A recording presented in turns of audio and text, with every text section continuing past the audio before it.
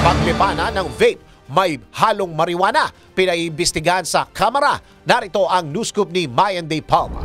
Pinaiimbestigahan na sa Kamara ang paglipanan ng e-cigarettes o vapes na may halong marijuana. Kasunod ito sa ulat ng Philippine Drug Enforcement Agency o PDEA na dumarami ang ganitong uri ng vape na kanilang nasasabat sa anti-illegal drug operations. Ayon kay Lanao del Sur Representative Zia Alonto Adyong, posibleng samantalahin ng illegal drug traffickers ang naturang bagong teknik sa pagpupuslit ng illegal na droga lalo't maganda ang market ng vape kaya't mahalagang magkasa ng pagdinig kaugnay dito. Naniniwala naman si Davao Oriental Representative Chino Almario na hindi isolated case ang naturang diskarte dahil sa ibang mga bansa ay legal ang paggamit ng medical marijuana at mismong kumpanya pa aniya ang nag-e-extract ng langis upang magamit sa vapes. Giit naman ni Ako Bicol Party List Representative Jill Bongalon na dapat matukoy ang mga teknolohiyang ginagamit sa paglaganap ng nasabing uri ng e-cigarettes kasabay ng paalala na iligal pa rin